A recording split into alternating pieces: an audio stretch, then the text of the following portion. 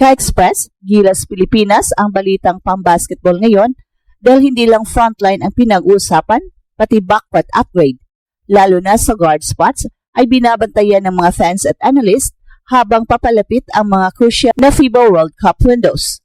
Matapos makabuo ng isang malakas at malalim na frontline rotation, maraming tanong ang lumalabas kung paano pa papalakasin ni Coach Tim Cone ang guard unit ng Pilipinas para talunin ang mga pinakamabilis at pinakamatalim na backcourts ng Asia at sa mundo. Sa kasalukuyan, maraming fans at eksperto pinupunto ang potential na NBA level Pinoy-American players na may kakayahang magdala ng malaking impact sa Gilas guard rotation, lalo na pagdating sa scoring, playmaking at elite decision-making sa pressure moments. Isa sa pinakaunang pangalan na kadalasang nababanggit ay si Jordan Clarkson ng New York Knicks na dati nang naglaro para sa Gilas Pilipinas sa 2023 FIBA World Cup. Bagaman siya ay tinuturing na naturalist player dahil hindi niya nakuha ang kanyang Philippine passport bago siya umabot ng 16 years old, ang kanyang contribution noon sa World Cup ay malaki. Naging top scorer at playmaker siya para sa Gilas sa ilang laro.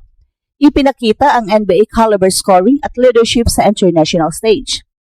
At bukod kay JC, ang listahan ng mga NBA players na may Pinoy heritage ay lumalawak.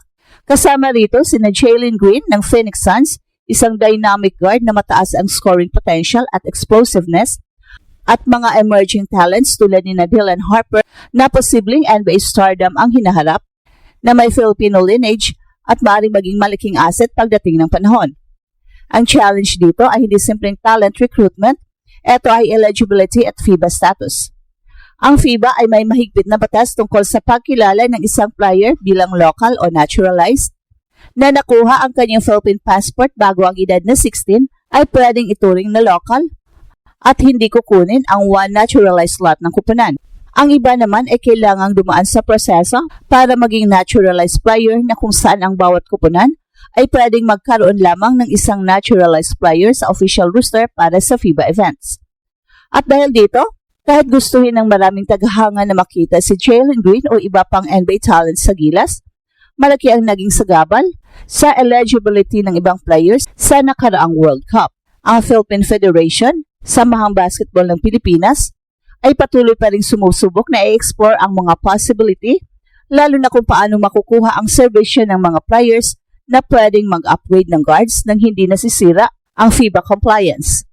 Sa international pool naman ng Gilas, may mga foreign guards na malapit ng umangat at makakuha ng eligibility. Pero ang focus ni Coach Tim ay systematic integration bago isama sa final lineup. At dahil dito, ang guard upgrade ay hindi basta pangarap lang, ito ay isang strategic at regulatory balancing act na kailangang pagplanuhan ng SBP at coaching staff habang papalapit ang 2027 FIBA World Cup at Olympic qualifiers. Sa kabuuan, sapat na ang Gilas Bigs at malinaw na kailangan ng guard upgrade para maging competitive sa top Asian at world powers. Pero ang pagkakaroon ng NBA level fill ang players sa roster ay hindi automatic. Ito ay nakadepende sa eligibility rules, timing ng passport status at strategic fit ni Coach Tim sa sistema ng Gilas. Ang susunod na qualifiers at SBP decisions ang magbibigay linaw kung maaring realidad ba ang dream guard upgrade ng Gilas. Mainit ang diskusyon ngayon sa loob at labas ng Gilas camp. Sapat na ba ang kasalukuyang lineup para sa susunod na yugto ng FIBA World Cup journey? O panahon na para seryosong i-upgrade ang guard position habang malinaw na matibay na ang frontline ng ating national team? Unti-unting lumilinaw na ang susunod na malaking desisyon ni Coach Tim ay nakatuon sa backcourt. Sa kasalukuyang sitwasyon, masasabi na loaded na ang big man ng Gilas. Nariyan si Kai Sota na inaasahang babalik sa full form matapos ang kanyang ACL rehab. Kasama si AJ Edo na patuloy na umuunlad bilang elite international defender. May depth din, kina Junmar Fajardo at iba pang big rotation na kayang sumabay sa physicality ng Asia-Pacific level. Sa papel pa lang, malinaw na hindi na problema ng Gilas ang size at rim protection, isang bagay na matagal ng kahinaan ng Philippine basketball. Pero habang lumalakas ang loob ng Gilas, mas tumitindi ang tanong sa labas, sapat ba ang firepower, decision-making at pace ng guards kapag humarap na sa Australia, New Zealand, Japan at iba pang world-level teams. Sa modernong FIBA basketball, kahit gaano ka kalakas ang mga bigs mo, babagsak ka kung hindi kayang kontrolin ng mga guards ang tempo ng laro. Dito ngayon pumapasok ang usapin ng posibleng guard upgrade. Sa kasalukuyang pool, may solid option ang Gilas, may experience, may familiarity sa sistema ni coach team at may chemistry na nabuo sa mga nakaraang windows.